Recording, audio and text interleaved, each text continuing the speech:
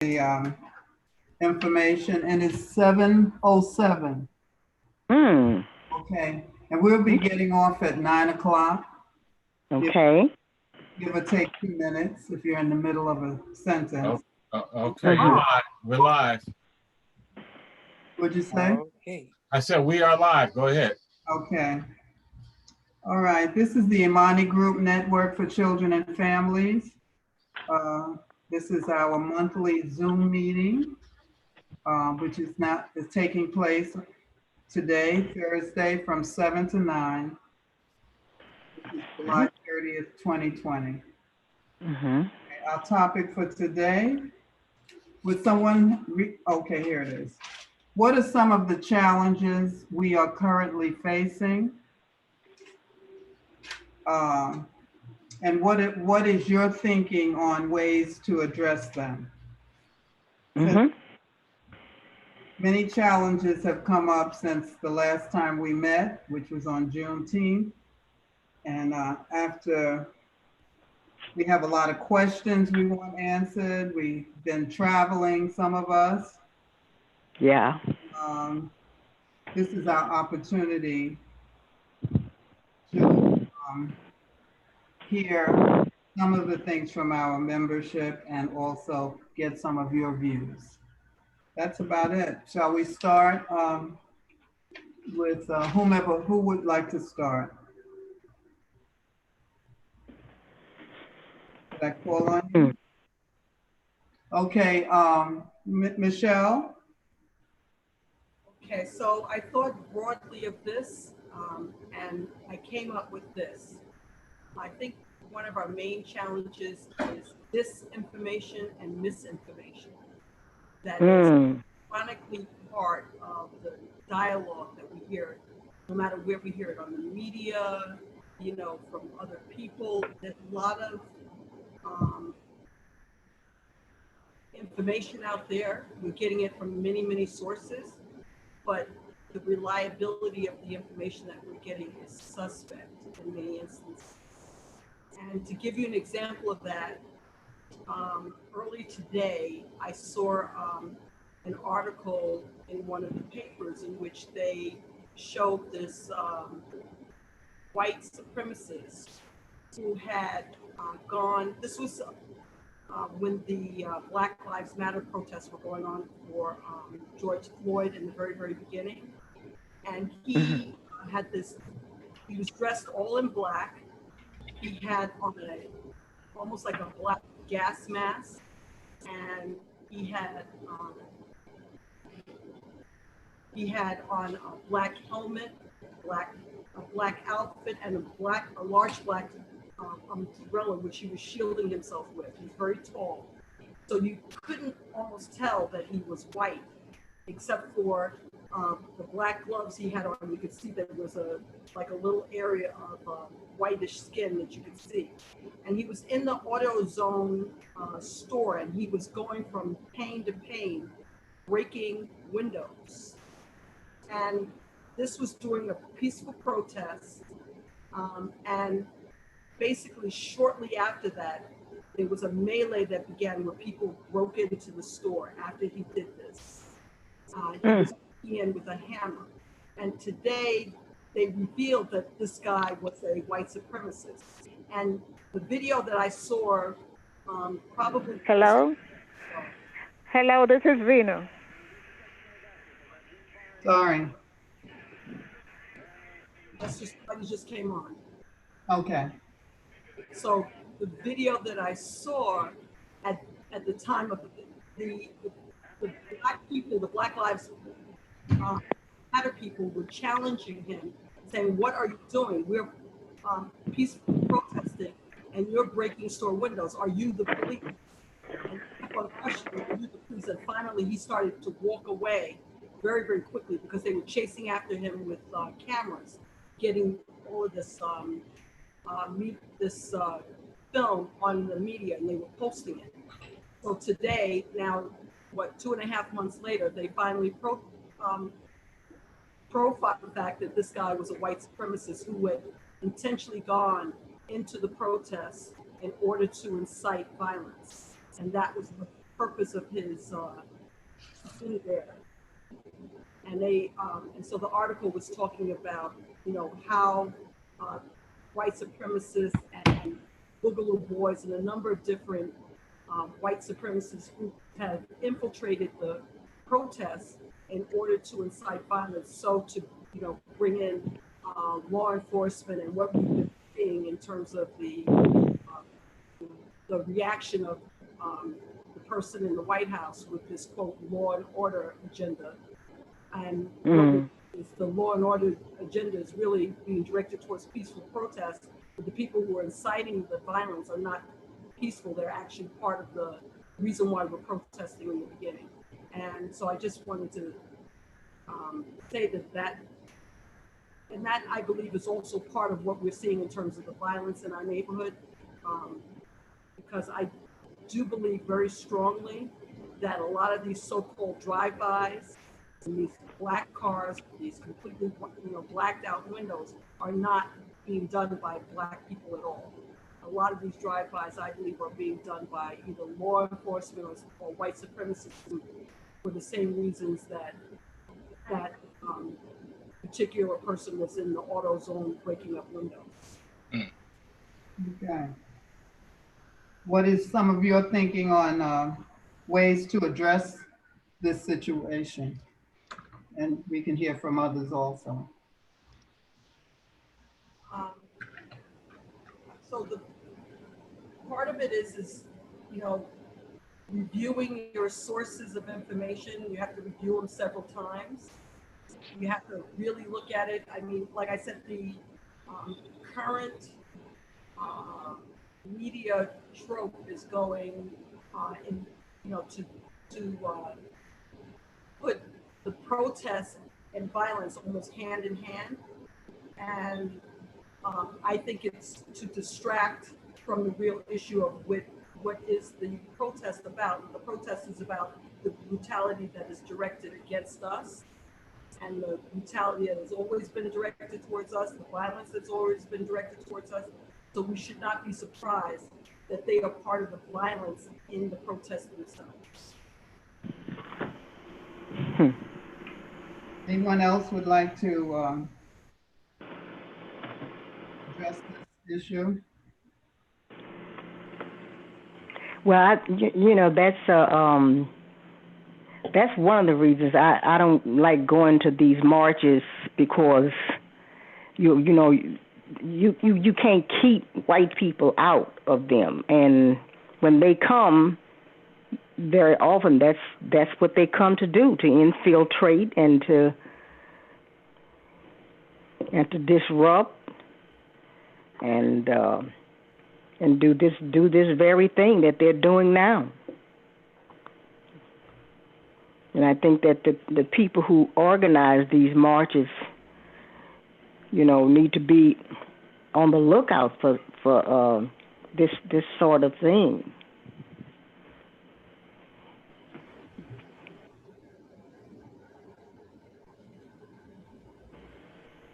Well, you know, there have been people who distract you who are white.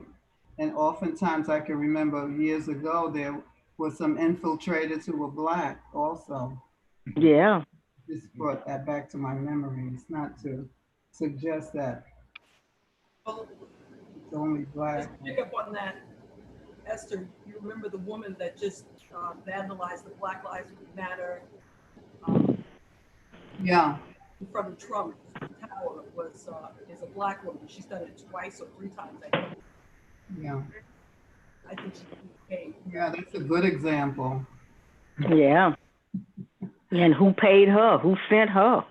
And the police were handling her with kid gloves, you know, to the point where they even fell right in the paint.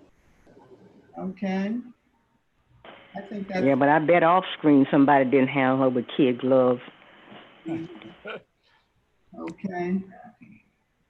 Okay, anybody else with some of the challenges? And we could come back to that too. Well, I want to say, don't be sidetracked by, there's tape going around viral about this African doctor, female doctor, that's saying that she has a cure for COVID-19. I don't know if everybody saw that.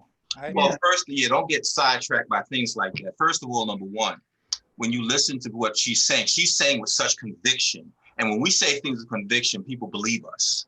And that's why they hate people like her. Because any doctor would never tell people, don't wear any mask. Because I would ask her if I was standing there in front of the camera, I'd say, excuse me, isn't the flu a communicable disease? Would you, if everybody here had the flu, would you be talking to them and would they be kissing on you? The answer is no. Anybody who had these different tuberculosis, would you be kissing them? Would you be hugging them? The answer is no. You already know COVID-19 is so deadly in terms of how it is communicable and how you can catch it from people. So you know she's a fraud right away when she said you don't have to wear any mask. And not only that, you have, so I'm saying when people say things to you, put on your thinking cap right away, you know they're a fraud. Because no doctor in their right mind would say something dumb and stupid like that. At the same time, she said she had 308 patients. There's only, in America already, is well over 4 million cases. So what is she talking about? She's talking about let's say even if that was the fact, she's talking about a small sample size within a very short period of time, which is outside the realm of what true medicine is in terms of how you study it. So for anybody who would approach you with something stupid like that video, that's how you would approach them in terms of why they would believe something that stupid. Okay. Right. Is this the same one who said something about having sex with demons? Oh no, yeah, that's a good question. Yeah, it could be. Same one? Oh, that's a different one. But can I play devil's advocate for a moment? Because I have been actually looking at the whole hydroxychloroquine issue, and this is apart from this particular doctor, but very early on, from a number of different sources, mostly outside of the United States, but some within the United States, there have been, and I'll use this word because this is what we say in medicine, anecdotal studies or anecdotal reports of patients who were treated early in the course of COVID-19 with very small doses of hydroxychloroquine along with zithromax and zinc. And those people got well. And in fact, there has been not just one doctor, but many, many, many doctors have been reporting this over the internet. And I've been listening, and also there were some actual real studies where they were showing this too. Now, if you remember, shortly after a lot of this came out, there was what they call a double-blind study where they said that hydroxychloroquine was dangerous and that did not cure COVID-19. That study was a large double-blind study that showed supposedly that hydroxychloroquine caused heart problems, in particular arrhythmias, in people who were using hydroxychloroquine. And most of those patients were being treated very late in the stage, usually in the ICU, and they were given very high doses of hydroxychloroquine. Since that time, however, I'm going to report something to you that is actually reported by The Lancet.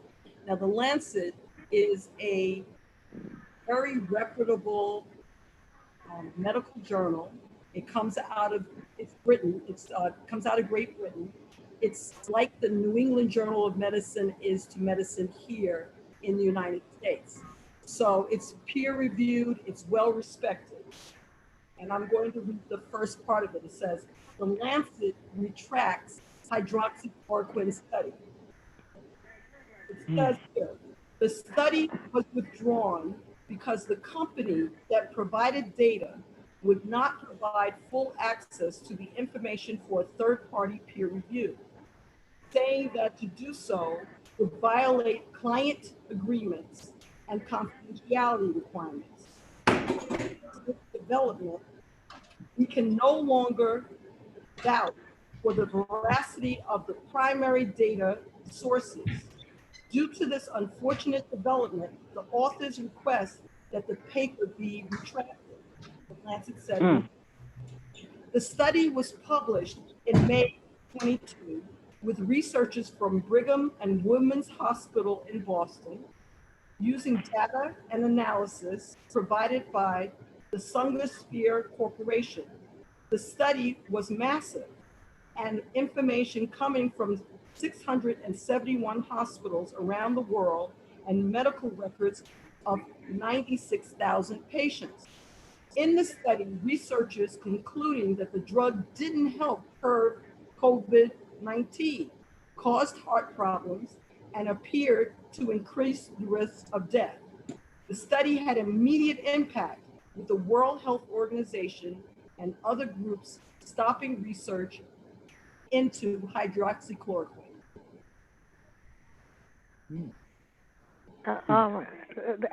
That's interesting. This is Vina. I know that hydrochloroquine treats malaria. And a number of autoimmune diseases, and it's been used for 50 years or more. But I don't know if it can penetrate virus. A virus has a different kind of capsule. So we have to look on who's investing in the stock, the marketing of this thing. And who's investing in the vaccine stock? Yes, that is the direct.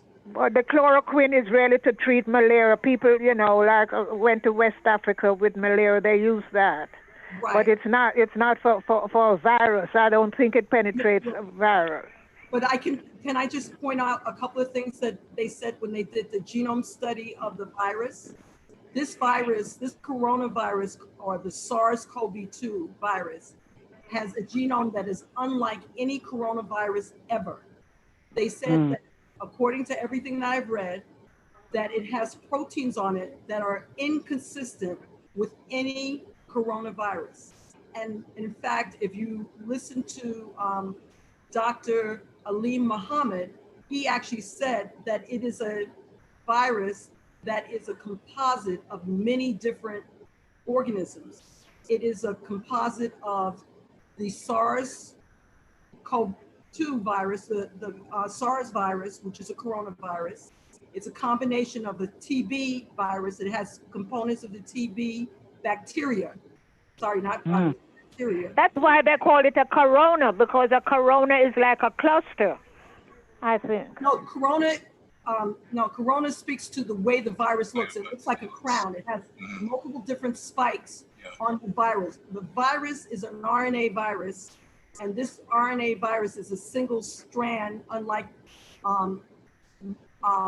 DNA viruses, which is double strand. Right. And RNA virus needs to have a host, meaning that it has to have a DNA, takes the DNA from the nucleus of the host and uses that DNA to replicate itself. This coronavirus, when they did in India, they did the genome study. They studied the way that the virus breaks down in terms of its sequences. And it's So what are we going to do about it? We're lamb to the slaughter, because I'm not a scientist, and we can study it and say, but what do we do to protect ourselves? That's the issue. So I was going to ask, I was answering one question, but if you want to just jump to that, I can. Go ahead. So in my view, viruses are, the reason why most people get sick is because their immune system is not properly working. And you need to boost your immune system while this virus is around. You can boost your immune system in a number of different ways. The most important ways is diet and exercise. And diet, certain vitamins are key to boosting your immune system. Vitamin D, they did a study in Italy where they showed that people that had vitamin D deficiencies had the highest fatality rates of all COVID patients. And if you know anything about vitamin D is that many Black Americans are vitamin D deficient. About 40% of us are vitamin D deficient. The reason why vitamin D deficient is that melanin protects the skin, and it's more difficult for the sunlight to penetrate our skin, and for that vitamin D change to occur within that. So we need to have a lot of sunlight in order to do it, or you can take vitamin D supplements. So that's one vitamin that's very important when it comes to COVID-19. The next one is vitamin C. And once again, look at the NIH studies on immune boosting vitamins. That's one of the best vitamins that you can have to ward off any disease, but in particular viruses. And there are a number of other things that you can do. Of course, if you look, in fact, if you go on a site, it's called blackdoctor.org. They have a whole list of immune boosting things that you can do. I'm not going to belabor the point, but I'm just giving you a couple of those things. That's very. What site is that? Would you repeat that? Blackdoctor.org. Yeah. If you put in, immune support or boost immune system, a whole bunch of stuff will come up. Teas and all kinds of astragalus and ginger and garlic and a whole bunch of other stuff that you can do in order to make your immune system more robust. But one of the most important things is also exercise. You have to exercise. If you do not exercise, you're not giving your body the way to fight off disease, because your body has to be revved up to be able to fight off disease. And if you're sitting on the couch every day because of this quarantine, you're doing yourself a disservice.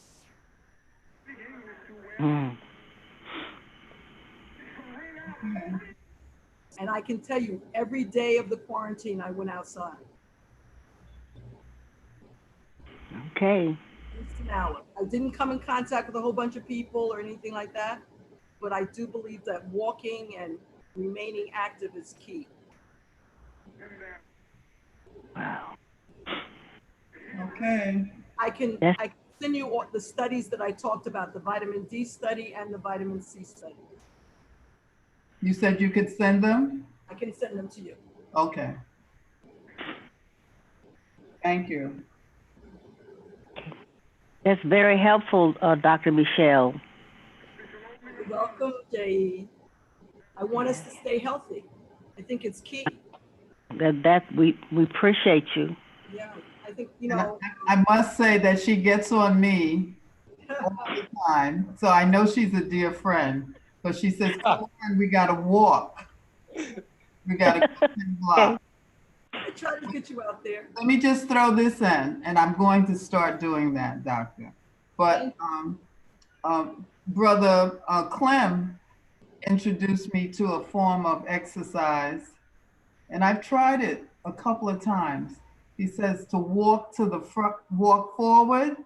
Maybe you can help us with that, Clem. And no, I said walk backward. Okay. Well, I walk forward, I walk backward. I said walk backward, and it's so simple. I mean, it's not even like a thing. It's just your regular steps. You just go backwards. I usually do it starting with my left foot 99 times, then my right foot 99 times, moving backward. Then I go clockwise and then counterclockwise.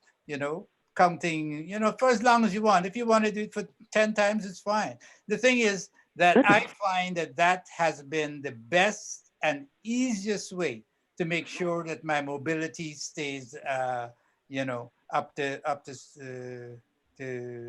standard. Okay. All the aches in the knees and stuff have gone.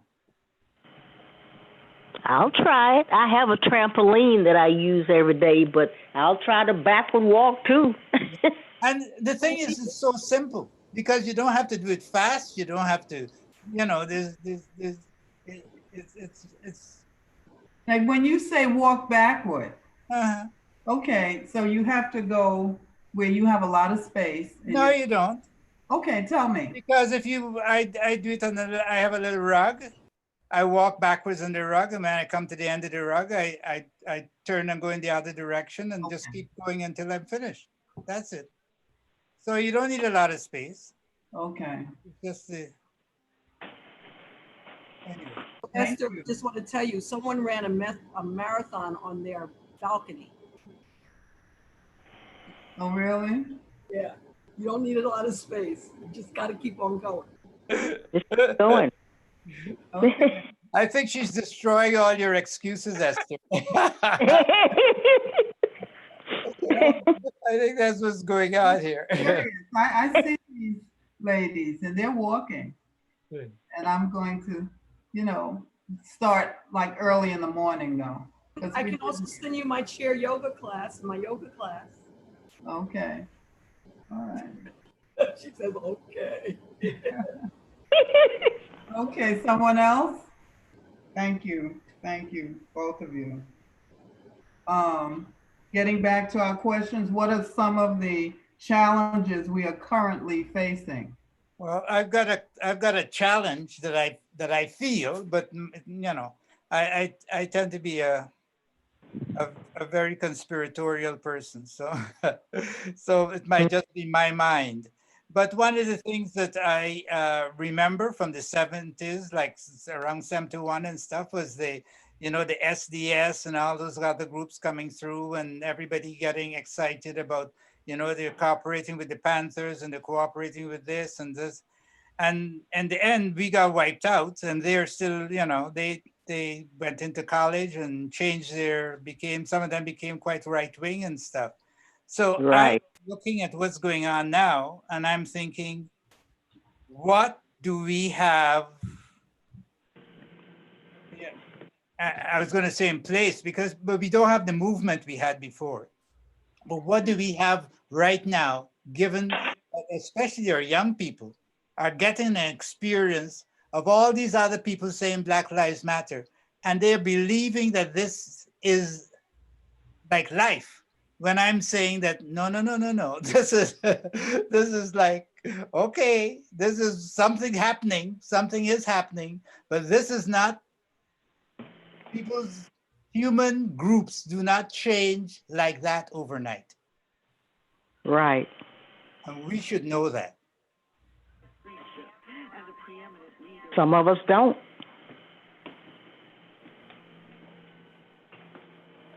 Well, with the young people, they can't go backwards and talk about certain things that have happened in the past.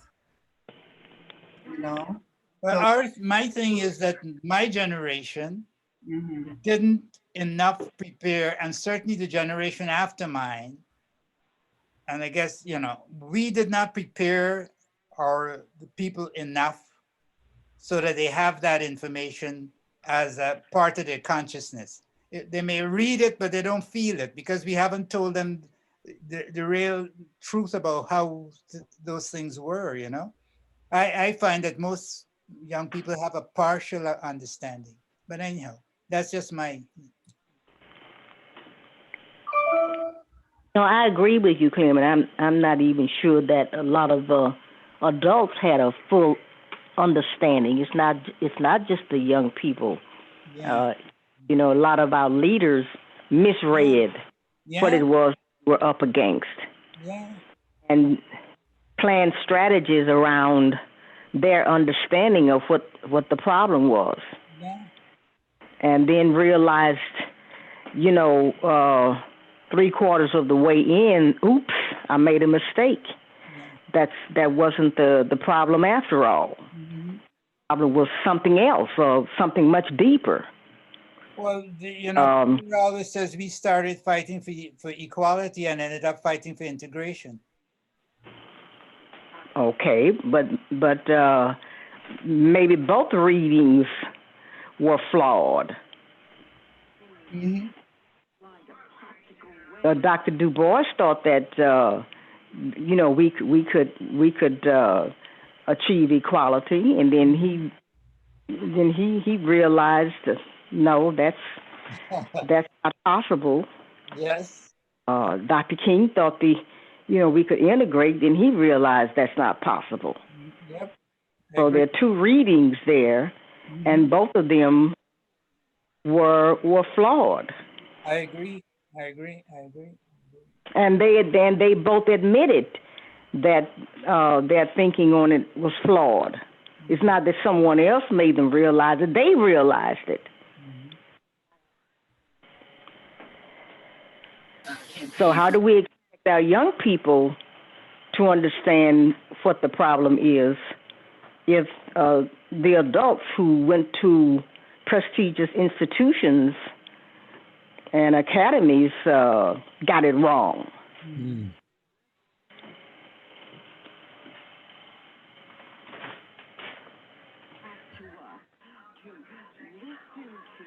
I see Norman Clement has come in.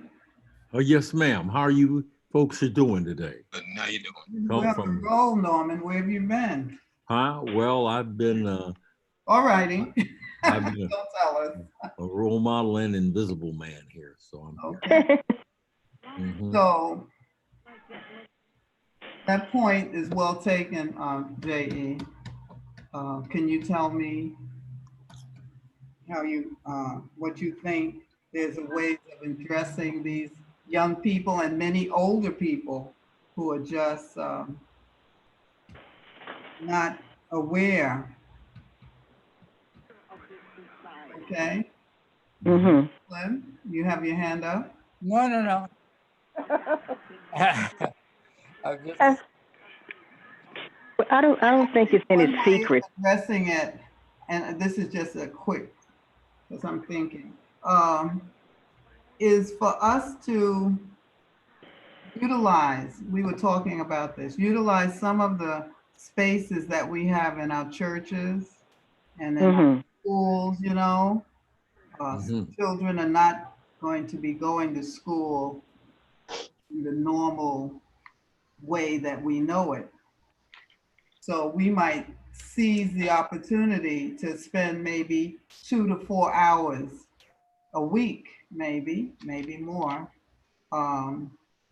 having little workshops and talking about things that are happening with the younger ones who are in elementary school,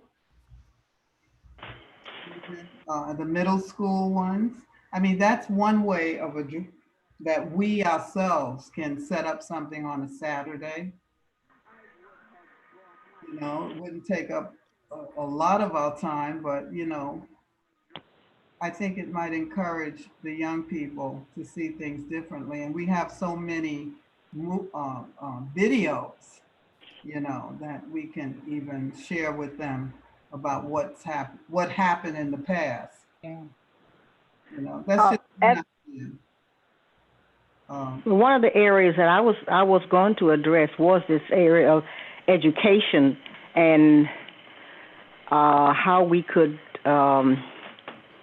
do something in terms of a school, and how do you do that without risking people's health? There's even a question about whether or not the public schools are going to open in September. We don't know if that's going to happen. Some of the teachers are saying if they do, they're not going. And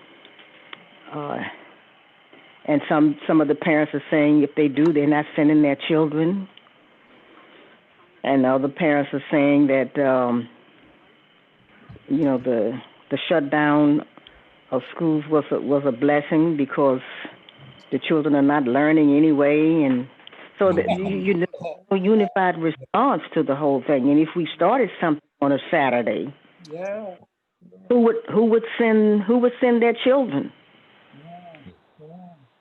What parents we know who have children of school age who would send their children, and where would we meet? Are you talking about a virtual format? Hello, this is Vino. Maybe I'm not understanding what you're saying. At first, we were talking about the integration and the different stuff, and now we're talking about something, the Black Lives Matter and all like that. And how do we do that? And I think what we have to let the people know that you get things through legislation. You know, because you can have all kind of marches and demonstration and stuff. I thought that's what you were talking about. What do we do? What to tell the young people that they don't know the history? But we have to. If you're not marching, and you have to find out about how you can get your issues legislated and get the results. You know, what is the issues that's facing the community? And we have all these people in Congress and whatever. How will we get, Black Lives Matter? What is their agenda? Yeah. Can I say something? Yeah. Go ahead. Okay. So I wrote this article about the Black Lives Matter. How does Black Lives Matter? What does it mean? And that sort of thing. So I think, and I learned this from one of the guys from C.T. Vivian. Okay. Mm. And what he talked about was, and I knew him, I've knew him for about 30-something years and stuff. And one of the things he always talked about was, along with engaging in social activism in terms of Black Lives Matter, it should be a think tank of like-minded people. Conversation. And she's directly, and she has lineage. Can you hear me? That location. Can you hear me? So I think that would be. I can, and you got interrupted. I like what you're saying about the think tank. So what you're talking about? Okay. What we're talking about is a think tank of like-minded people offering position papers and promoting the development and meaningful legislation and like-minded political candidates to municipal governments, state legislatures, and to the United States House and Congress. Now, one of the things that CT used to talk about, he says talked about moments, sacrifice, and think tanks. And he used to always push that point in that we have to develop position papers, think tank. We argue each other's point, but in the end, we must write a position. And another thing, write a position and then float that to our legislature, put it as whatever the wisdom table think tank or soul thing, or get Black Lives Matter to realize that, they must this movement must be about changing legislation and changing people on the legislature. And another point I brought out was in Black Lives Matter was that there's a judicial arm of Black Lives Matter that understands the meanings of judges who are competent, knowledgeable, and qualified in the environment, social issue, and not political hacks absorbed by the belief of narrow-minded textualism. And I'll tell you why that's important. Because think of how the Federal Society is organized, okay? And if you read the book, The Federal Society, go to page 100, and it really sets it out. In fact, the first sentence of that page says, the best way that we change judges, the best way we change legislature is by changing judges.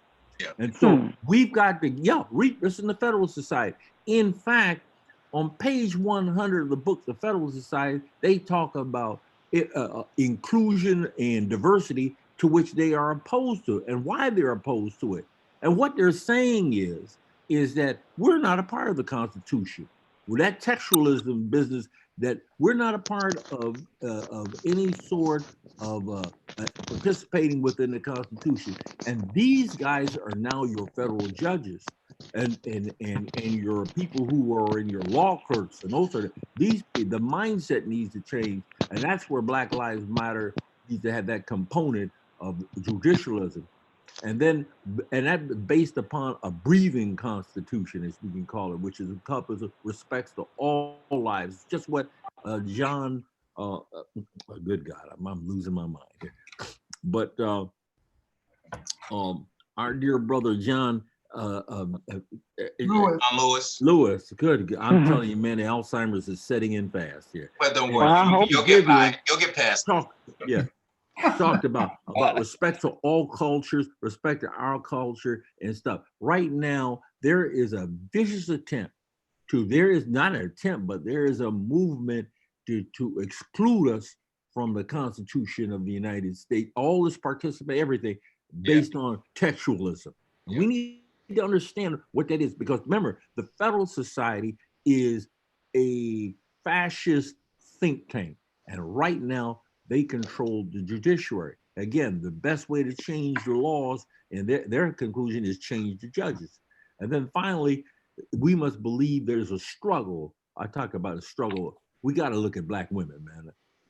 Black women and women of color and stuff, because they form the foundation of the movement, and will no longer be silent in the struggle. And as long as we have them in the sunshine. So I wrote about this in an article I called how does Black Lives Matter? And you can find that in You Are Within the Norms and stuff. But I think those concepts with CT, and I have a picture of CT Vivian, you gotta, once you done all the other stuff, we've got to start moving into legislation, position papers, and make sure. One of the things he taught me was that when you write your papers, submit it to your local congressperson, get involved and submit it. Make sure it becomes a part of the congressional record. And pull my stuff up called Dental Survey of America, Norman J. Clement, Clement. Just pull my name up and you'll see everything that I did and my group did 25, 30 years ago in the congressional record, and that is because of C.T. Vivian. And the only reason we were prepared to make a difference, and then in 1996 we chose not to go vote, and then the Contract on America came, and they literally wiped out all of our progress. That's where this stuff starts. 20 years, we're paying for that election of 1996 today, and we must make sure that doesn't happen by forming these meaningful think tanks. Because right now, our enemy is the Federalist Society. Pull that book up. Get that book up and read it. And it's just, it starts off, just straight out. We can change laws by changing judges. That's the easiest way. And then they go into all of this fascist, racist mentality. And you've got 7 people sitting on that court, or 6 people sitting on that court today, including the law clerks, including the Solicitor General, in terms of, and they're thinking of the Federal Society. All of your current law schools, in terms of your students, are organized, as a group organized based on the concepts of the Federal Society, which is a fascist philosophy that we must challenge and must be defeated. And we got to organize ourselves. The wisdom table is a thing. That's why I call this a think tank. And we need to have this type of discussion every month, but more importantly, we need to publish. Get our out there. How does Black Lives Matter? So you will see that. My take on things, what's going on, 2 things that we need to focus on is the Electoral College and the Supreme Court, that lifetime appointment. We need to get that out of the way with these people on the Supreme Court for a lifetime, and some of them are getting on as young as 50 years of age, and they will be there, and it's imbalanced. Ms. Ginsburg is sick, and we have the other 2 women, and Clarence Thomas. We need to change that. It should not be, it may be a 10-year tenure or something, and the Electoral College, those things need to go. And that's what Black Lives Matter should be focusing on, to get those things. And the only way that's going to be done is by getting in there, position papers, getting there with the legislature, meeting with, shaking their hands, forming a group, and I said think tank. And this is what CTV, he always talk about forming a think tank. SCLC. Well, they're out there marching now. We're talking about the people marching. I don't know what they're saying. I don't know what Well, then Lives we got to Matter get saying. to them, and we got to get to them and saying beyond when you get beyond the march, you got to get into the movement and the movement. Well, we need to tell them if you have their email, you email them something right now. Oh, I'm happy to. I don't have their email. You just brought out a good point. There seem to be joined the unit, but they've got to order. But we don't need to wait on Black Lives Matter. We got our own think tank right here on the wisdom table. We got our own. And begin to put the position paper in, and meet with like-minded people. Okay. And we're doing it now. I mean, pull up that you are within the norm. That's what that's about. You know, if you want to put some more on, there's a whole group of us pharmacists putting a position in there. And if you want to pull those up, you put your name or give me a position. Right now, we're working on a thing called the program. Okay, hold your point. Hold your point, Norm. Yes, ma'am. I see, thank you. And then we'll get back to that. Forming a think tank, you told me that. Mm-hmm. And getting to these people. Okay, right. Terry is here with us. Terry?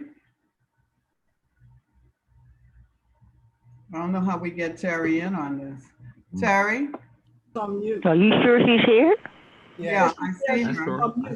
Yes, unmute herself. Unmute what? Unmute yourself, Terry.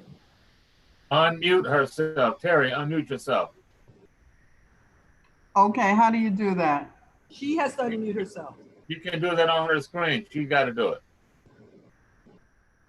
So a couple of things I just wanted to say in reply to what someone just said. I just wanted to first of all, Black Lives Matter was started by 3 Black people. I just think it would, you know, right now, and also it could also galvanize the Should I go community, ahead or is that? Hold on. Somebody else so it could be like a twofer. Brother Leroy. So I'm just, you know, throwing that out there.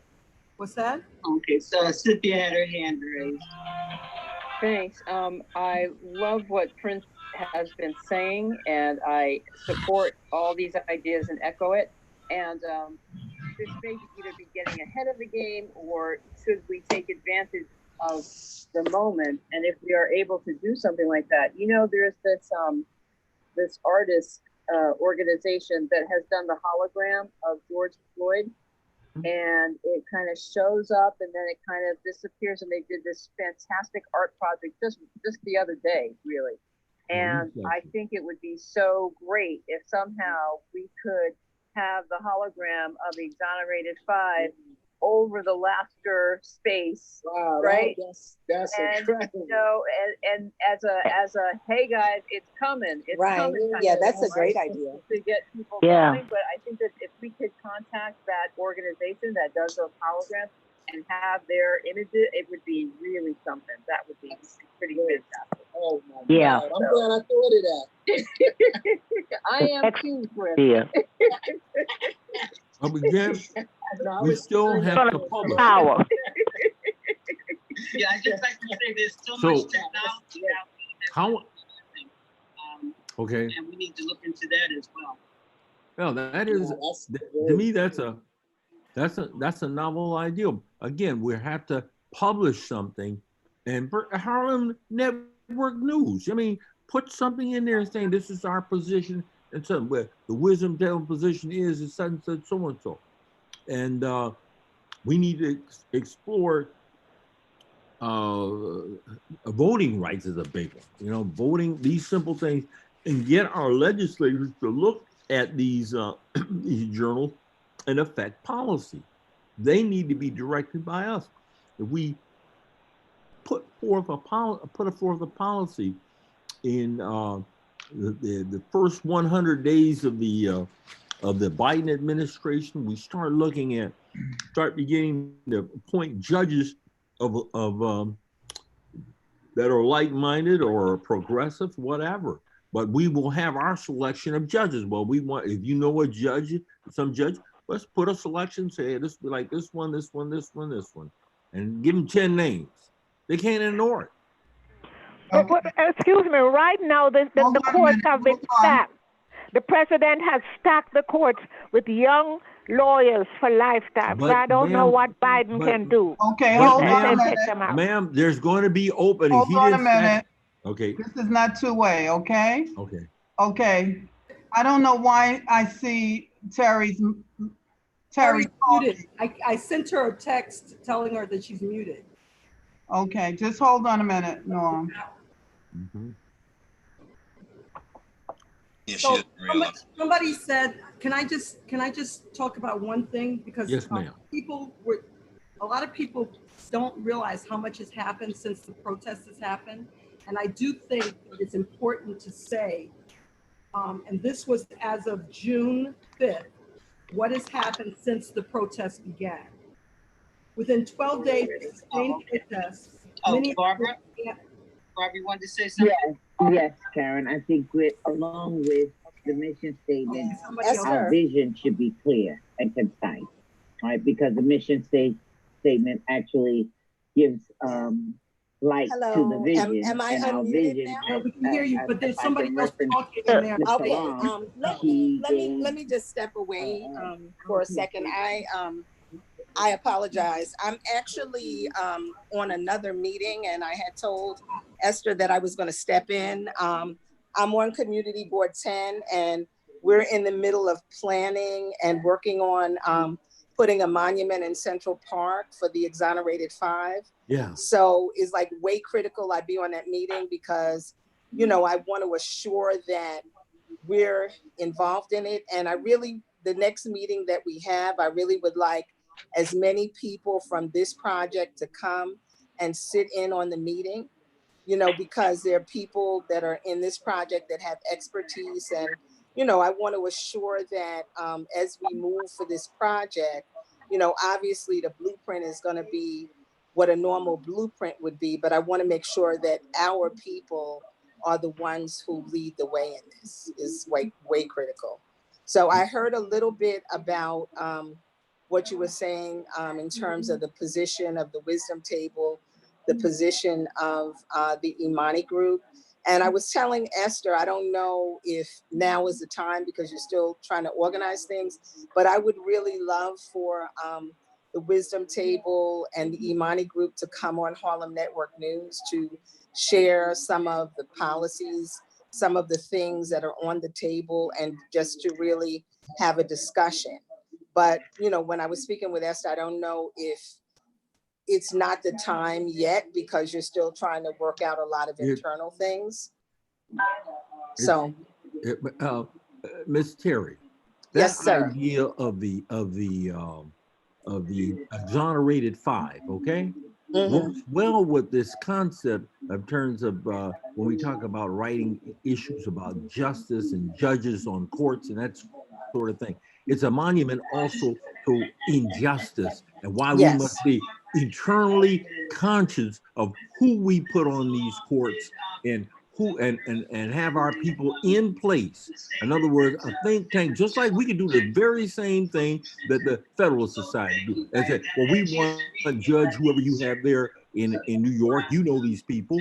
We want this lawyer, such and such. I mean, remember now, you talked about 200 people being put on the courts by Donald Trump and McConnell, and most of them aren't even qualified.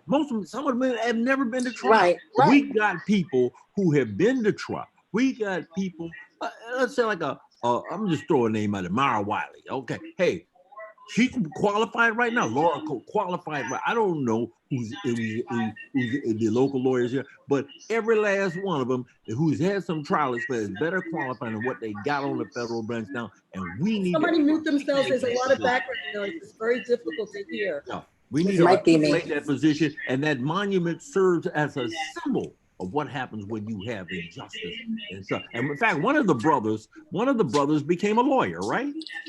One of them has his doctorate. I think I saw where he was sworn into bar. Salam. Yeah, it's Salam. Yeah. Yeah, right. Is he in the bar, or did he get his bar? No, he has his doctorate. I don't know what his doctorate. Yeah, he has. We his need doctorate. to encourage some of them brothers to become lawyers. and then make part of Michelle. You Okay. need to be you need to become a lawyer here in healthcare policy and stuff, and put you on the bench. That's what we're talking about here. Proactive. Okay. Yes, Hold ma'am. on a minute. We're going to have a meeting just on tactics. Yes, ma'am. Okay. There's some squeak Terry, on are in you the background. Yeah, I'm Can still you here. I'm not sure why background noise? my picture went away. You probably, Don't worry about it. Yeah, Okay. I'm still here, but look down I'm at the trying to, bottom this of your is not video. really responding. There you are, you're Okay, back. I'm back. Yeah. So Okay. that was pretty much the essence. You know, I'm going to send to Esther what our intention and our launching press releases on Harlem Network News. I'm also going to send, you know, what is our electronic press kit. But like I said, whenever the Imani group or the Wisdom Table is ready, I would love to have you all on our Sunday afternoon slot to really just talk about the kinds of things you're doing, and we could, you know, share with as many people as possible. Okay. You know, so that those kinds of words and drumbeats, because there's a lot of work that needs to be done, and there's things that are happening every day, and particularly the children are really being impacted. I mean, we had a situation in Southampton last Sunday where my son-in-law went into a store, and he's from the Shinnecock Reservation. He's from Southampton, went to school there, grew up there and everything. And when he came out of the store and he had the children with him, some woman who I think was like white and half Asian was saying she couldn't find her wallet, and would he open his pockets? You know what I'm saying? So it's like, okay, yes. And, you know, the children were, you know, very upset. And, you know, I think my son-in-law did open his pockets because, you know, we don't know what was coming next. But then my daughter, you know, got out the car and she was telling the woman she was a racist. And then the woman was, you know, kind of crying, saying she wasn't a racist, you know. But this was traumatic for the children. And then later I took them out to Montauk Point, and we were, you know, going to look at the boats and everything. And when we got out the car, all of them, including my 9-year-old, and it was my two younger grandchildren and their 2 cousins, and all of them said, we want to go home. We don't feel comfortable here. Everybody's white and they're all looking at us. And I said, they're not looking at us, but they were traumatized. Terry, so yes. Hold on a minute. Your daughter did the right thing. Okay. If that was CT, if you've seen that movie, he get in their face and give them, and she will never and hurt her feelings, because that's exactly what you need to put the proper medication, as we say, on her, and she will never do that again. Power yields nothing. Do that when they think they power. can run over you. You got that right. That's right. When they can run over you, you know, and your daughter jumped out there and did the right thing. She should have, and bring her, make sure next time, make sure she has her iPhone in her hand. And I'm proud of her. Right. I'm proud of her. And those kids should be free to go anywhere they want. Of course. Y'all going to sit here and but I'm saying they couldn't stop thinking and about you need it, to write about it. and they were traumatized. Did you put know what I'm this saying? in? Did you write about this in Harlem Network? Well, this just happened. I'm gonna deal with some of these issues on Sunday. Yes. Read about, and then another thing, Terry, you know, take one of my articles from You Are With It and on and put it in your. I've been begging, please. Terry. No, I know you've been sending me stuff, and I'm working on it. And I'm put that in there and incorporate this into the philosophy. This is why she would never get away with that if we had judges that represented our thinking in the federal court, in the federal district court. It is time for this type of foolishness. Hold on, I don't want to mute anybody. Okay, so Esther, I'm going to step away for a minute again, and I'm going to come back. But like I said, that is an open offer, you know, to bring you all on and to, you know, have some positions and some conversations, because obviously we have a lot of work to do, and we can't have children traumatized and feeling they don't belong and they're not okay. You know, that's a problem. Write about it. Okay. That needs to be in the Harlem Network Is News. J.E. still there? Huh? Okay, so I'll be back. Sounds like a little drama. Yeah, this sounds like it. I hope somebody, did they cell phone video of that? Well, we can dramatize it. Yeah, but it's, the stories continue. Let me daily. put it within the The norm. stories continue. Give me Okay. the I mean, information. with everything that's happening. And I think also because we're seeing all the things on television, but because the kids are seeing this, they don't know if somebody's going to try to kill them, beat them. You know what I'm saying? Because what they Right. see and what we see is two different things. Just like when you saw the little girl that was 4 and the police came up and she was crying and saying, "Are you going to kill me?" So what the children are seeing and what we, We need to expose them, Terry, don't and know you if and I any need of to write an article on that. Okay, we're gonna stop here for a moment Yes, because some people have come in and I haven't heard from them. Okay, Brother Leroy? Yes, ma'am. Okay. I don't know if you picked up on some of the points that were. I picked up on a lot of things, and one of the things is that there were some letters that we haven't received Hold yet. on a minute, someone's talking. Okay, go on, Brother Leroy. there are things that are brought up, like, for example, the Electoral College. That's part of the Constitution. And we need to understand why it's in the Constitution before we say, hey, let's do this, let's do that. There's a learning curve with many of us, and we have to do some more studying. Whatever we're interested in, we have to study in, not look at a read blurb. Excuse me, Brother Leroy, I read there about the Electoral College. Hold on a minute. And I know how the Electoral College, but is it necessary? If you can tell me that it's necessary in this century. The Electoral College is set up as a safety valve by the ruling class in case the popular vote didn't go the way they needed it to go. That's what the Electoral College is. I know what it is, but I'm saying, is it necessary to have the it? Electoral now? College is outdated. That was for yesteryear. In modern day society, we do not. Let me finish my point. I'm not criticizing anyone. I'm dropping information in. I mean, you can take it or let it alone. It doesn't matter to me. The Electoral College is a part of the ruling class setup to maintain power. And it has to be looked at from that standpoint. You just don't go and petition something. I really don't care, because the learning curve among Black people is way down. Now we're becoming all right. The other thing is, I forget about that. The other thing is, those Dr. Edwin Nichols, he's an industrial psychologist, et cetera, in Washington, D.C. He says Black people are not politicizing their children early enough. That's right. Why these children can be taken places and be traumatized. Also, you pay attention to the spirit of your children. If the children are picking up a spirit, hey, I ain't comfortable here, you take them the hell out of there. That's right. Because they're more in tune with the spirit than you and I are. We gonna rationalize something. I'm American. I paid my taxes last week. But the children are in tune with their spirit. That's so right. When they don't want to go nowhere, or they go someplace, they say, I don't want to go. Get them the hell out of there. But that's your business. All right. So it's not an illusion thing. We take our children around, yeah, you're American and stuff, but no.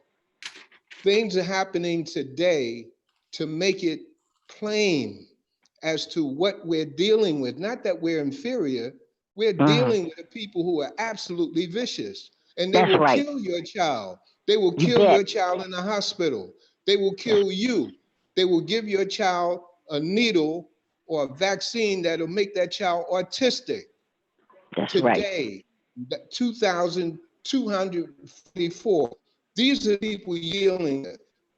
Also, the brother called the irritated genie. He was on Carl Nelson show this week.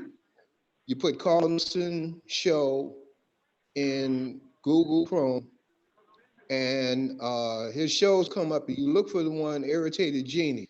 He gives a breakdown on Black Lives Matter movement and the women who started it. And I'll leave it right there. Irritated Genie. Irritated Genie on the Well, Carl Dr. Nelson Carruthers show. wrote that. Now, the story. last thing is this. The last thing is this. The last thing is this. The think tank concept is viable whether you're in a local community or even in your family. It requires reading and writing.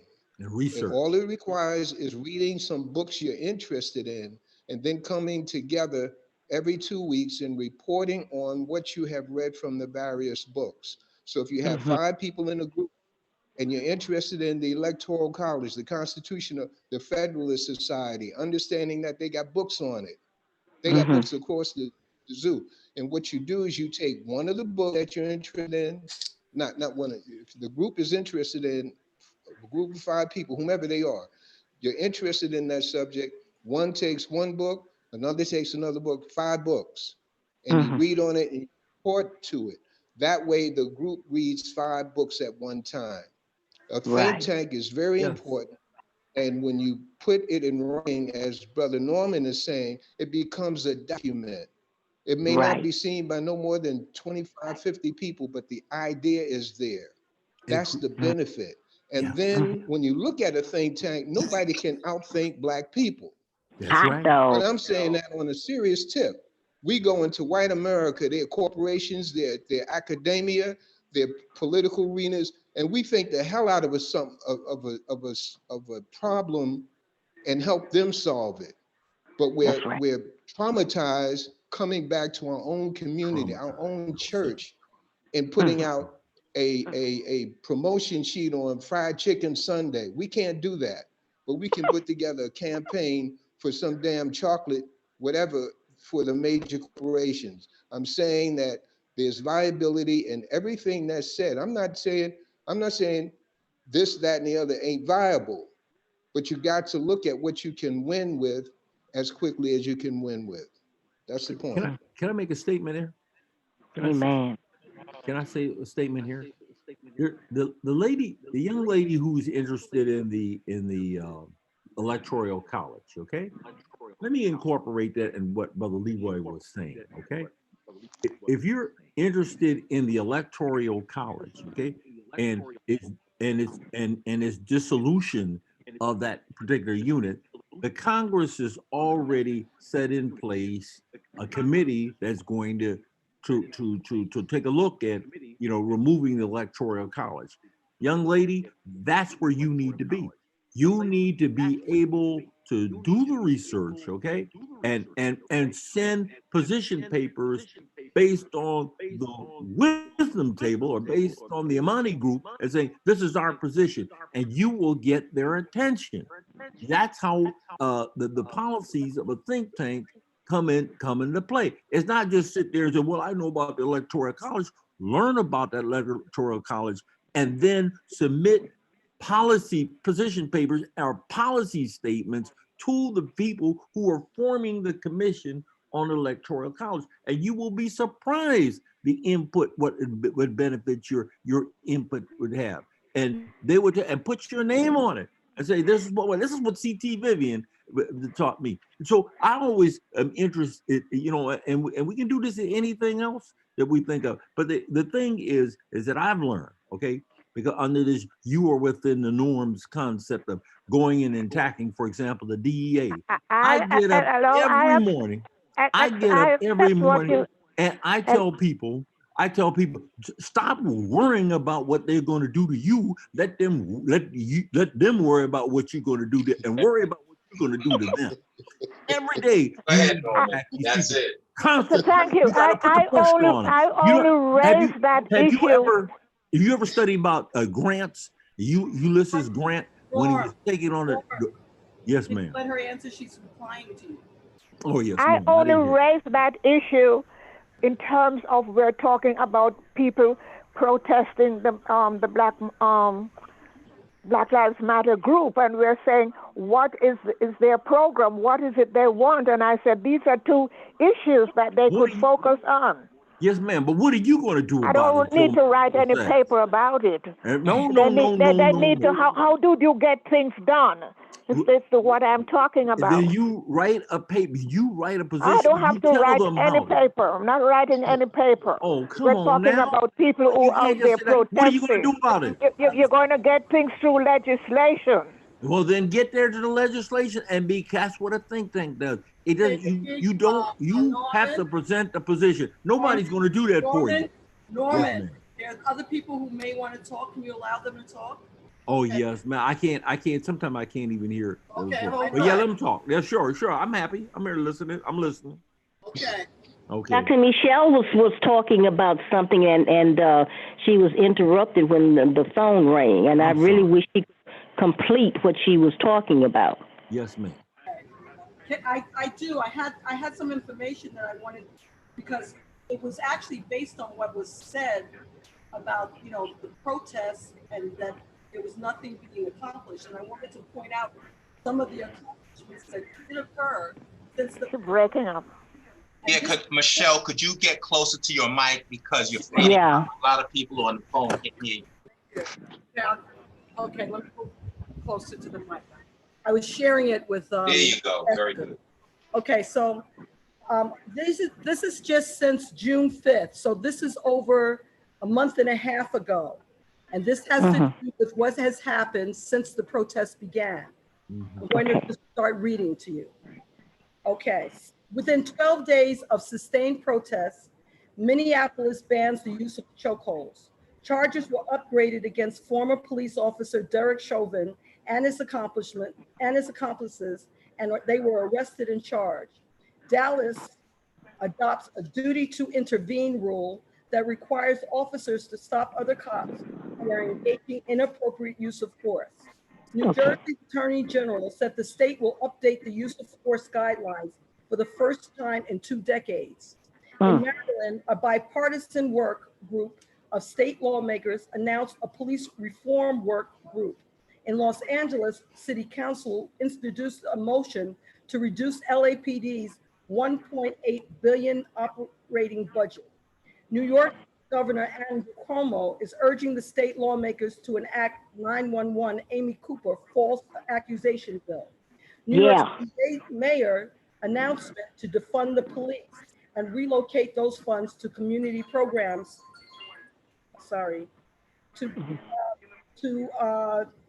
Where was Do you have those by date? Programs for youth. The Amy Cooper thing.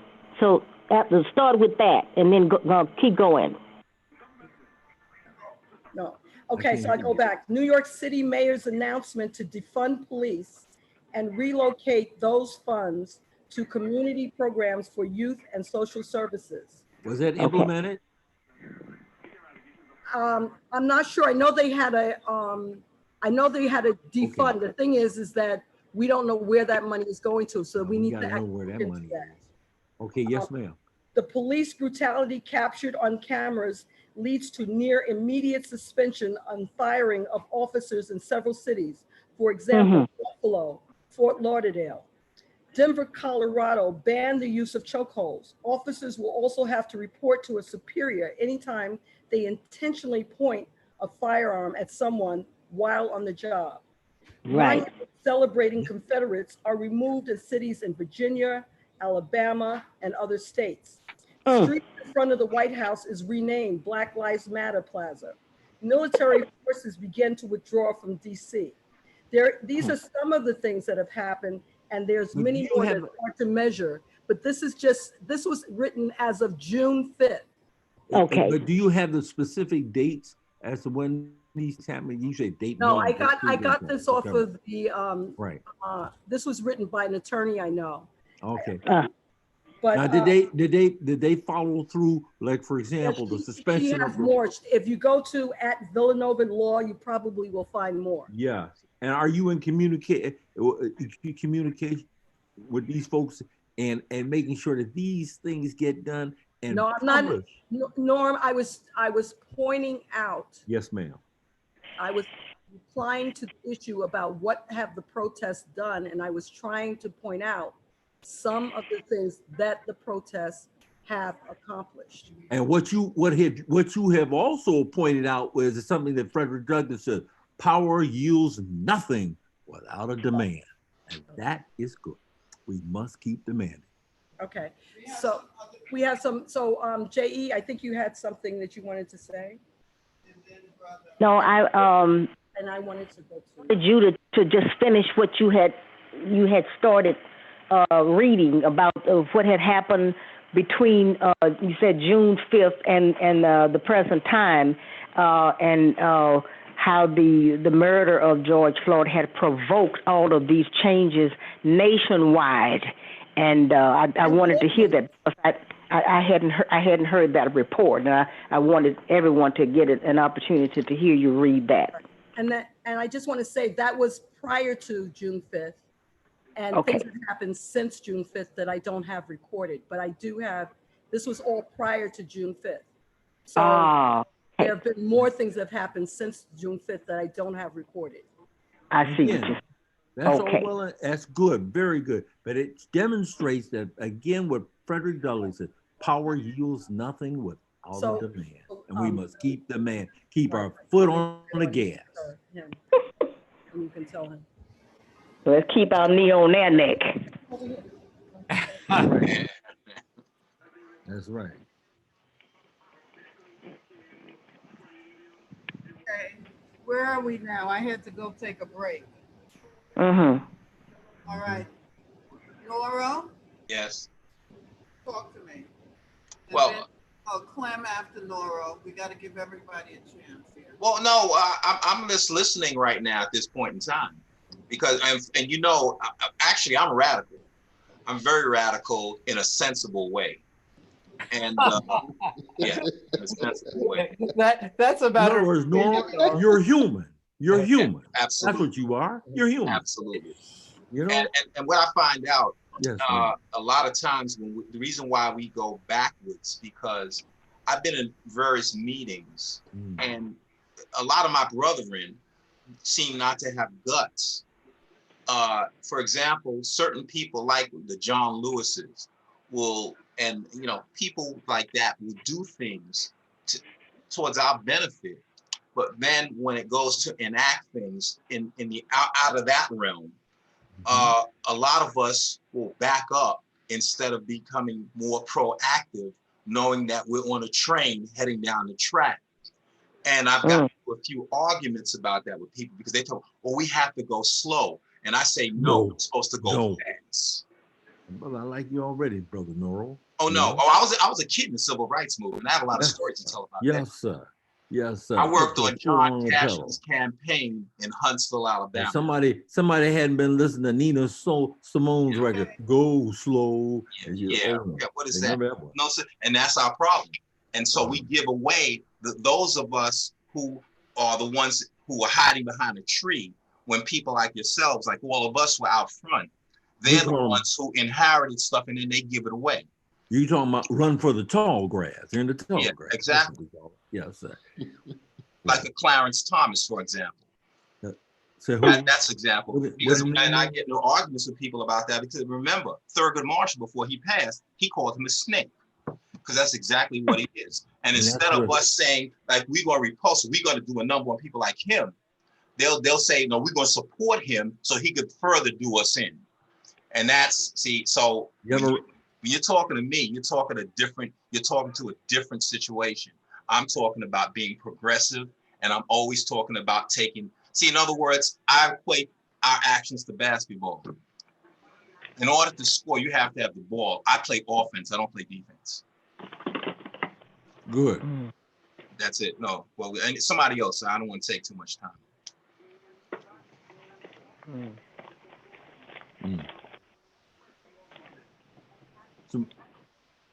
Somebody got me frozen here. I think. Yeah, you're frozen.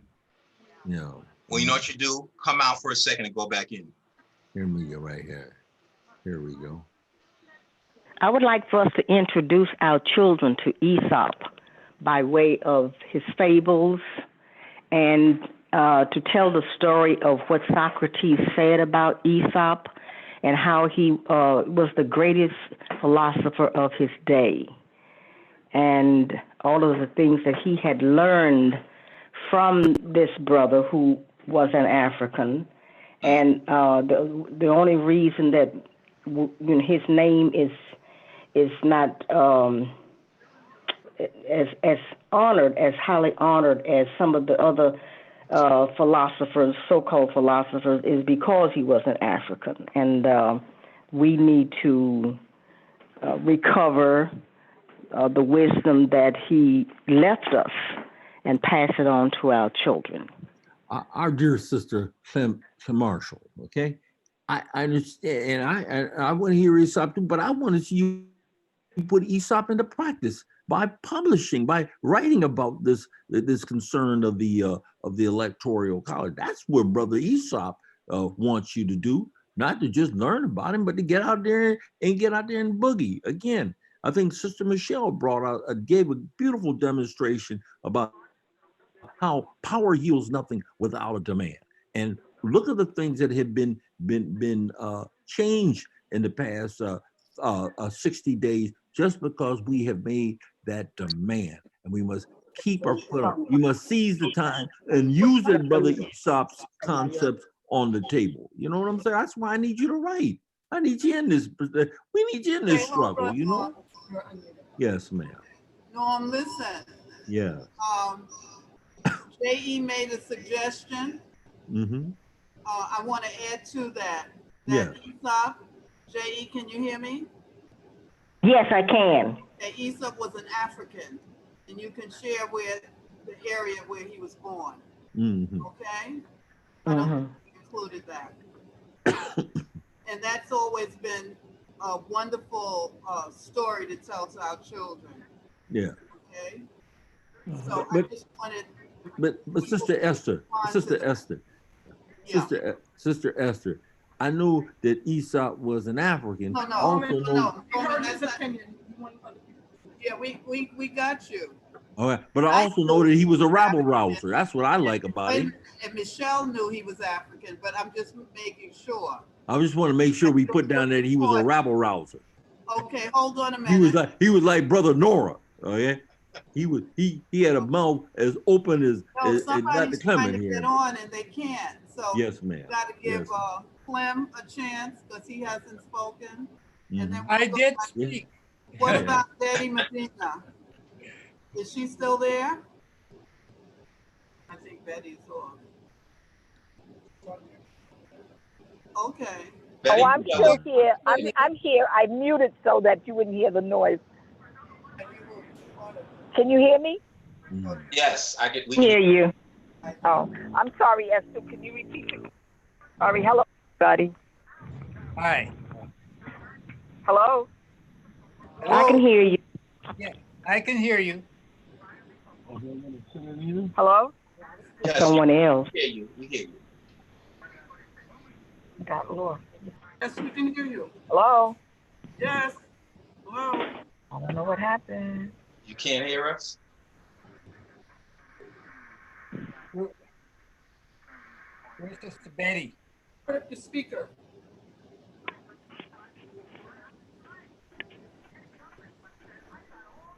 Very hot. I'm still here. I don't know where I'm at. I can't. Let me turn it off and turn it back on. Let me disappear first.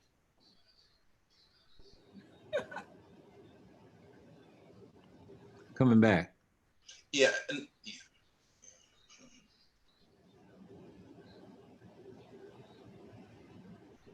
This reminds me of the Progressive commercial. Hey, Dr. Michelle? This reminds me of the Progressive commercial. Oh, okay. I needed somebody to come on with a vacuum cleaner. That's funny. She's not there anymore. There you go, Norman. We can see you. All right, here I am. See, I'm break dancing here. All right. Yes. You know. Anybody else wants to get on? We lost Betty though. She dropped off. Huh?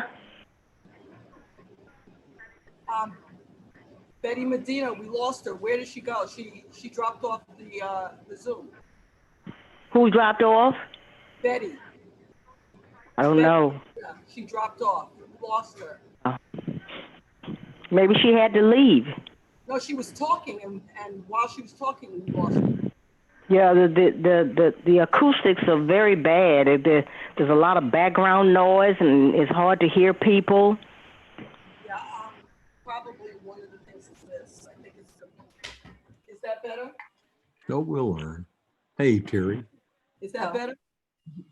Have we lost? I mean, I can. Brother Leroy is. Oh, where is he?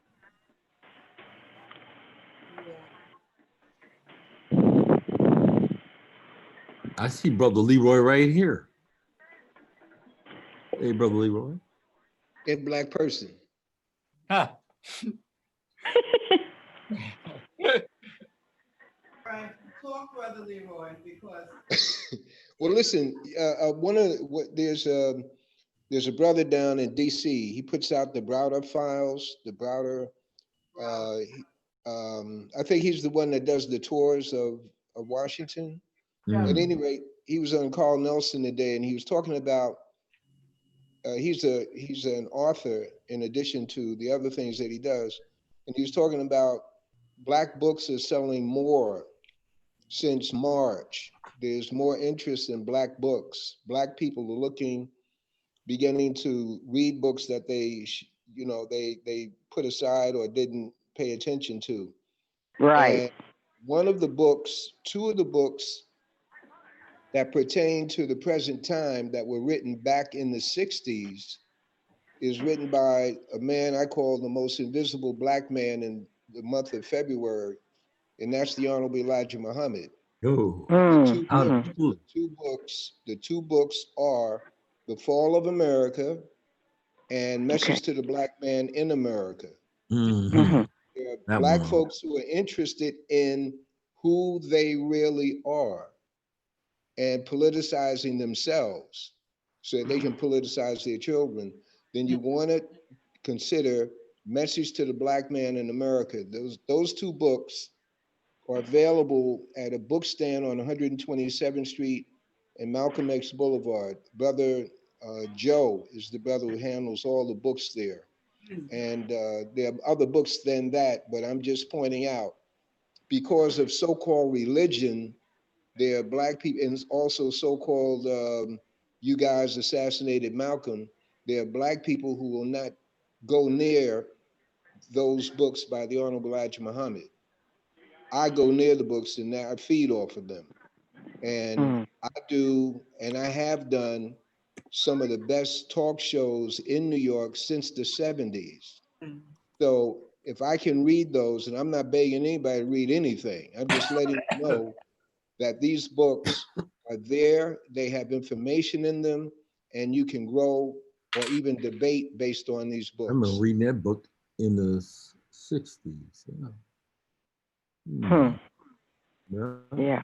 So one of the reasons why I think there's such an upsurge is that if you look at a number of different sites now, since Black Lives Matter thing, this is another thing that's happened.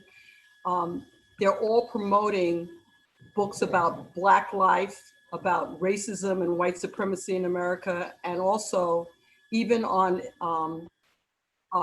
applications like Netflix, they're promoting Black films made by Black people. So if you open up any of those streaming services, by the way, I have a great streaming service to recommend everybody. Well, it's called Quelly TV, and it's spelled KWELI.TV.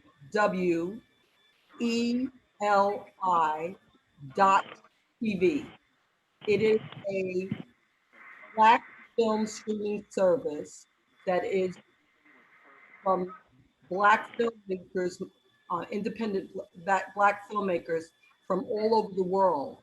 Wow. You can see films that you would have never seen. Certainly, if they've come out, they've been one trick pony someplace, and you really have to have been there to be able to see them. And I saw a great film on there that many of you probably have already seen, The Hidden Story of Haiti. Oh yeah. Oh. Oh, it was Oh my God, yes. magnificent. If you get a chance, it is, the streaming service cost $5.99 a month or $49 a year, but it's worth every penny. Just one film was worth that, but that opens up. I mean, they have films from the US, they have films from South Africa, they have films from Nigeria, they have films from all over the world. And they are short films and long films, they're documentary, they are romantic, and they have every kind of film you could think of. And amazing. It's an amazing streaming service. So called WELI dot what now? Yeah, KWELI.TV. You have to TV. You have to go Got online to be able to see it. Okay. Internet, but if you have an internet and computer, you can watch these movies and they are amazing. Okay. Yes, yes. And hey, did you Okay. how do we incorporate that into I just want to hold on a minute. Hold on. Okay. I want to just say that most of us who know our brother Norman, we understand his passion, and we know all that he's done to help out. You know, it's just like you know, Brother Leroy. We have a woman, a young woman who we call the Surgeon General. Are you with, are you with me? Yep. And she is so incredible that she just wants to continue to talk to her people and give all she's got, because where she is in certain parts of Kentucky, or is it Louisiana, she calls it a desert. We don't have these kinds of individuals who are willing to give of themselves. So that's what we see in Norman, you know, aside from him being and being a big mouth. I'm a pharmacist and I'm a dentist. Wait, and I've traveled all over the world, all over the world. Father, which is so amazing. And took all pictures. You can look at my pictures. Go to my blog, FaceTime. Norman J. Clement. You will see I've had pictures from the Festiva de Boa Morte in Brazil. This is like we call that Juneteenth.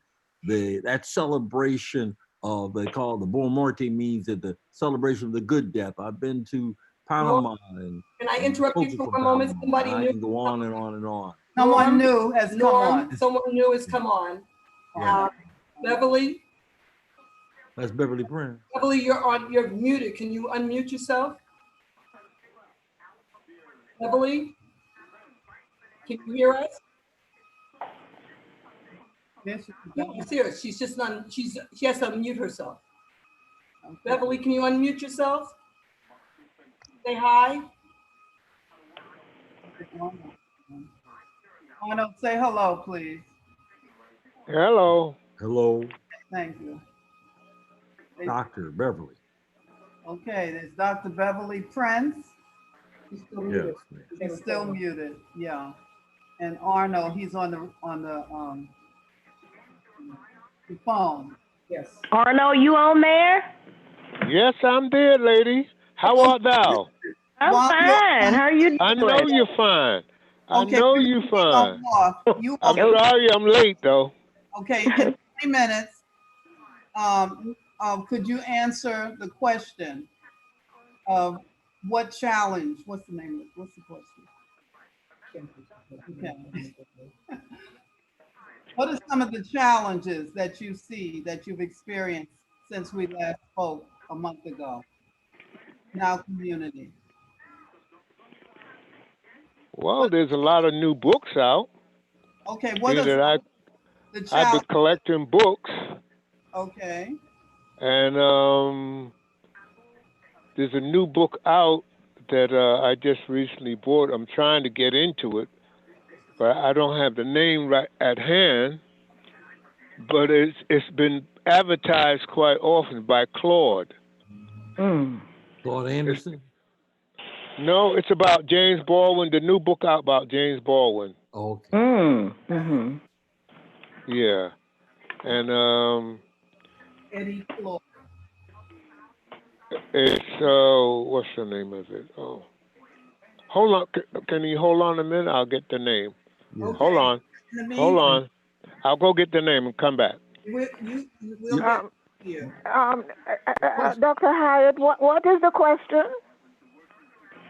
The question is, oh God, I'm doing, what are some of the challenges we are currently facing? What is your thinking on ways to address them? Now, I'm hoping that we have this recorded. I think Stu has recorded this, so. Well, the challenges are the limit of, limiting movement, like people who maybe have retired or something like that, or you used to do more in the community, you're more limited to stay home. So you're either reading more or watching TV more or so. But you're limited in the community things that you would be involved with physical in the community. Those things have been curtailed. That's personal for me. Okay. You're talking about healthcare then, correct? No, I'm retired. I'm just going out to a meeting or to my group, to my study group. I can't do that anymore because of the social distancing. Yes, but you have your computer there to write down your thoughts and to initiate. Yes, I can do that. Yes. Or I'm reading more. Right. I have a lot of books, but maybe which I've never read, so I'm reading some of that. So are you bringing those books into thinking of some of these books into conceptualizing it and into action? Let me ask you that question. Can I That's ask her a think question? tank. Okay, here's another question. Can I ask a question? You said you can't do your meetings anymore because of the social distancing. Yeah. Have any of your groups had similar meetings like this, virtual meetings, Zoom meetings? No, they haven't yet, because we used to have our study group. We used to meet at the Lewis's house, and we haven't done that since March. So one of the things that and we were reading on Chancellor Williams' book. That's what we were reading. Okay. So one of the things that we've been saying is that for certainly people that are older who may not have had the technology as part of their work life, is that that typically has been a major challenge for a lot of older people. And it's my belief that come the fall, that there is going to be another wave of COVID-19, and that wave might be much more severe. Fatal. No, I don't mean severe. I mean fatal. I mean the fatality rate may be even higher than it is right now. And it's my belief that you're not able to connect technologically, and I mean connect technologically with your doctors, with all of the resources that you need in order to stay alive. And then we already know that social distancing has major mental and psychological consequences. So you don't even have to get sick from COVID-19. You can sustain major disease because of the lack of physical contact. And so I like to say that we physically distance, but we stay socially connected. And one of the things that I think that is imperative is that we start to get older people the knowledge base to be able to use technology so that they stay over the winter time and over the period of time in which we will be basically only virtual. How could we do that? So one of the, there's supposedly lots of grants and stuff out there. And I think that They're talking about Black people and the, grants that are directed towards Black people, grants that are directed towards people who have been impacted by the COVID-19, and grants that pertain to people who have been marginalized, and I think basically seniors fit all of those categories. Certainly Black seniors do. They've been more impacted by the COVID-19. They certainly have been impacted by the whole Black Lives Matter, because we've never had our reparations. So there's so many things. And I think one of the things that, if you want to talk about as a think tank, we could look into how to get money, grants, to be able to train, to get the equipment because as I see on this Zoom, there are lots of there's many phones and no smartphones, no computers that allow you to be able to virtually connect. Because in the event that you need to see a doctor and your doctor is not going to have you see in the office, they're going to be able to do a lot of things over the internet as long as you have a camera and they can see you and you can see them. So Michelle, services that you can get that would allow you to do that, but we have to find a way in order to get the equipment, the Wi-Fi, and the training to use those things in order so that our community is better equipped. We've already seen that this has been problematic for young people because the Wi-Fi was a major issue. Even though they may have gotten the iPads or whatever, they were not able to connect because they didn't have the bandwidth, they didn't have the things that they needed in order to do distant learning. Right. So I think we need to really talk about how to get seniors and our community connected so that when this happens again, we're better prepared than we are now. Right. So, That's a very good idea. Michelle, have you been, you're the physician here. Have you been writing a grant? I mean, you put out a lot of ideas. I mean, you need to initiate that grant. I mean, you know the issues here. This is what we talk about, that think tank, and then write it up in a small amount and write a small amount and then submit that grant. And some of your ideas are not waiting on them, some of these white ones that tell us what to do. I mean, you've got great ideas here and make this thing go global. Write it up. That's what the question is. Joe would tell you, what are you going to do about it? And I think you got you right on the track. But how are we going to take this from this meeting here and develop a concept? And I say you can do that. I say you can do that by the next meeting. Yeah. Well, I don't know if I can, but I'll see. The major thing it could be a major way to also employ young people, and it would be intergenerational. So you could get that learning of Black lives and what, our history, all those kind of things can happen. Write it down and put it in a concept. Somebody's going to listen to you. Here, I tell you what, write it down and let me put it within the norms and float it out there, but write it down in the terms of a model and let's get that going. I mean, to talk about it is one thing. Okay, we have 10 minutes. I know you don't like what I'm saying, but it's No, I hear you. Okay, but listen, that's what I did with you within the norms. I got tired of the DEA messing over Black pharmacists, and I started writing about it and got a lot of hits and changed a lot of policy on this thing. Which again, yes, ma'am. Yeah, we have 10 minutes. Yes, ma'am. ma'am. We're going to give everybody who's there who wants to speak closing remarks, okay? And that would be about 2 minutes, unfortunately. Okay. Yes, ma'am. Are you all ready? And okay, start with Clem. Okay, yes. Clem, are you ready? Except that I lost everything. I'm here, but I can't see anything. I can't see myself. See you. You're here, right? Yeah, I'm here. You can hear me. Yeah. Proceed. No. I have no new ideas to add to this. I just think that it's good that we did get together, and I think there's enough there that we can follow up on, for the next time. Could I make a suggestion? Some of your ideas, if you could jot them down in maybe 2 paragraphs, and I'll send it out to everybody. Yeah. If that's possible, okay? Clem? Yeah, thanks. Did you hear what I said? Yeah, I heard what you said. Okay, if that is possible, I'll make sure each person gets a copy. All right, next is Nora. Okay, the only thing I have to say right now is that everybody pay attention within the next week. There's going to be some progressive things that are going to happen by next Thursday, and keep your ear to the grind, and we'll have a lot to talk about the next meeting. Okay.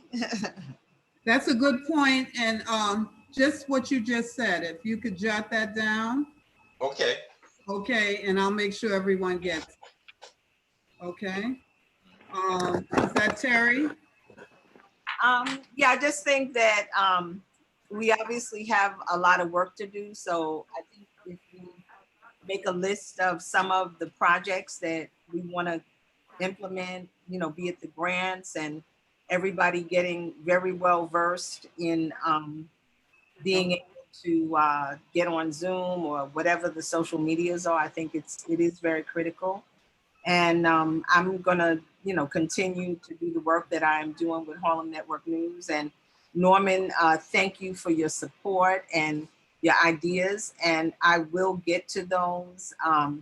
It's a lot of stuff to do, and I'm kind of balancing at this point in terms of being able to get more people to help. And also, there's been a lot of content that has physically been happening here in Harlem that has been important to cover, like some of the Black Lives Matter things. So I've been really trying to cover as much things as I can. And one of the reasons is because like the major media really doesn't cover a lot of our things. So therefore, we don't know exactly even what's going on around us. So, you know, those are some of the things that I'm working on. And once again, I'm open at any time for the wisdom table or anybody on the wisdom table that would like to come and share any projects, ideas, you know, whatever it is, because I know that there are some very great minds that are here. And, you know, people like Brother Leroy that has been doing this for so many years.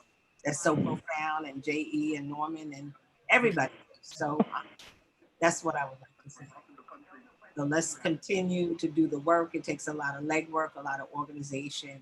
It takes talking and thinking, but it takes a lot of action. Okay.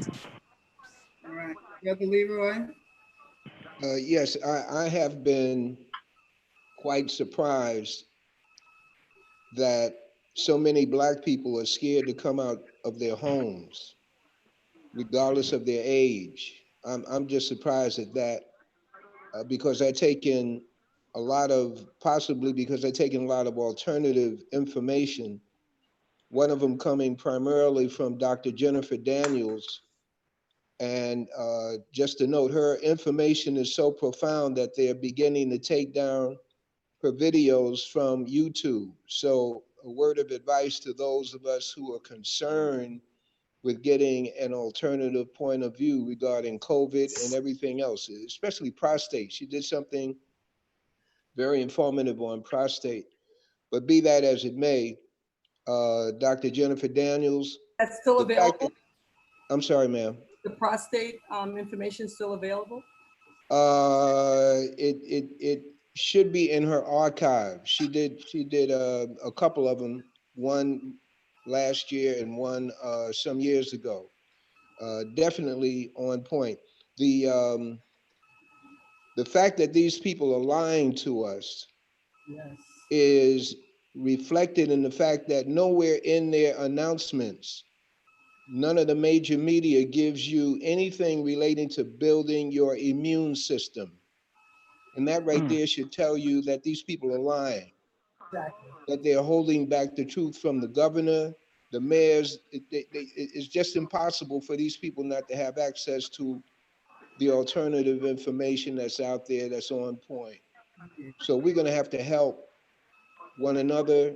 When I say one another, people in our own families to get over that fear, at least walk in the park, something. And the last thing is that there are a lot of people who don't have any money. And there's the need quietly for soup kitchens and that sort of thing beyond pantries. I'm not making recommendations, but that should be on your radar to note people in our areas and our families who just don't have the wherewithal because of the lockdown. That's my contribution. Okay. All right. We have Dr. Prince on. Okay. Could you give us some ideas of what you think are some of our challenges? Well, what I've been thinking about is I'm back in the city now. See, I've been traveling, so I'm back in my house here at Langston Hughes House, and yeah. So I was wondering if I've been trying to set up the ground. You know, I have one floor where I have the piano and the music ability capabilities. Yeah. So I was trying to, in about 2 weeks, set up just for us, maybe something where we could meet in the flesh and go over some of the, what I think is the agenda that they're putting forth about the election. I think a lot of this stuff is tied in with the election, but we got to get like our message out about the alternative care, but it's just difficult. That's what I've been thinking. So I've been traveling, and now that I moved in today. That's why it was hard for me to get online because I couldn't find all my equipment. But I moved in today at the Langston Hughes house, so I will be traveling. Hey! Yeah. So are you still in Maine? Hold on a minute. No, that's the thing. I'll be going to Maine this Sunday, and then I'll be getting back in 2 weeks. So I'm gonna be jumping around, but that's how I need the money. So, but in 2 weeks, I was thinking maybe we could do something live, maybe something, We'll talk about that. Okay. I think it should be known, and I share this with so many people, our physicians, such as especially Dr. Prince, who is an ear, nose, throat doctor. Oh, yes. And an ear, nose, throat doctor. I mean, I think those are the people who should be on the front line with this COVID, okay?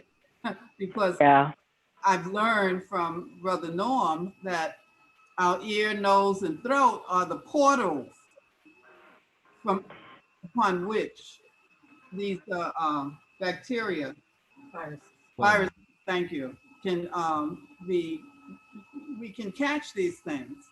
But it's people like our Black physicians born in New York, born in the Bronx, and they can't get jobs here in the Bronx or in Harlem. No. Okay, and that's one of the fallacies. It's weird. Yeah, it's very weird. She has to go to Maine in order to make a living. She has to go to Johnstown, PA. Pennsylvania, yeah. And that's something. That's because she's a good sister. Hold on. Be quiet, brother. That's because he knows I love him, okay? Because he wouldn't be on here.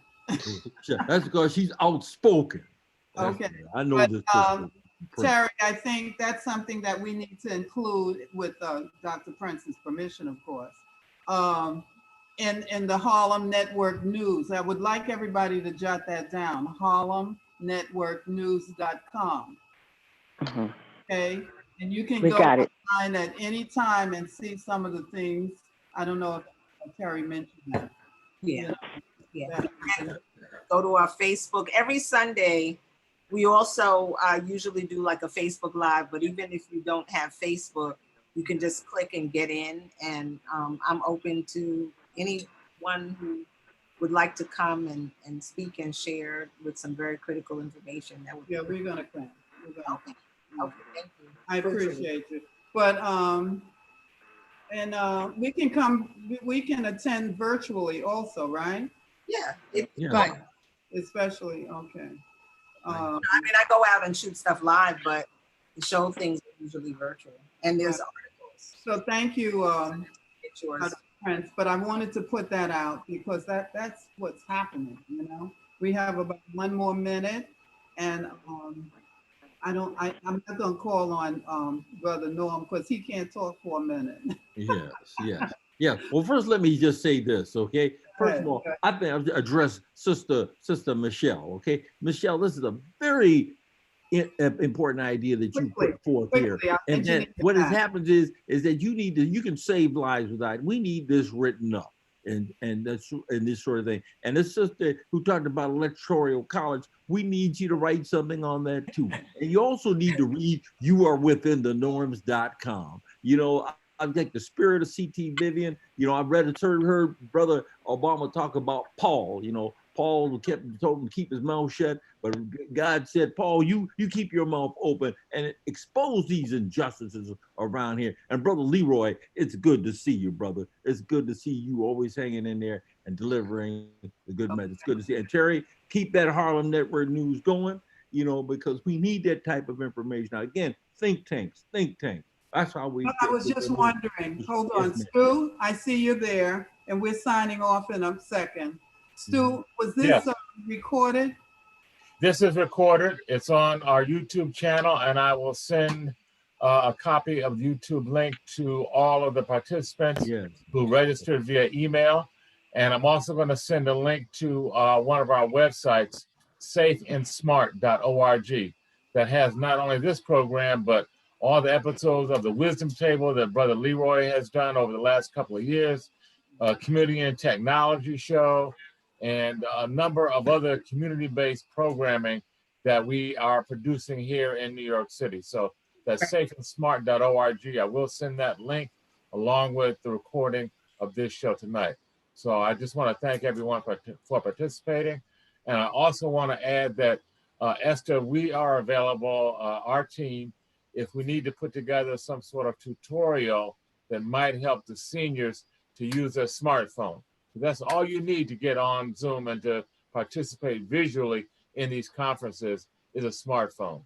So we can put together a very simple tutorial, both written and video, that might be of use to folks. So let's talk about that offline, Esther. Okay, I appreciate that. I think that's wonderful, and that ends our. Thank you, everybody. I learned a lot, you know. Yes.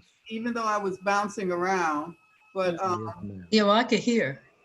Hear. And especially those of you who came on late, please listen to the recording, because the first part of our presentation, like the first 30 minutes, was incredible.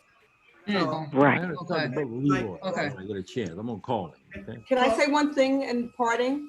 I want you guys to look at what the dummy in the White House tweeted today about delaying the election. Oh. And the issue with federal troops as a way also to delay the voting in November. Oh my God. Well, read that's our Asian bar. Okay. And you all call each other. Okay. Read that one. That talks about that. Okay. Right. Signing off, J.E. Okay. Good night, everyone. Go ahead, J.E. Good night, everybody. Good night, everybody. Okay, good night, guys. Good night. Good night. Good night. Thank you.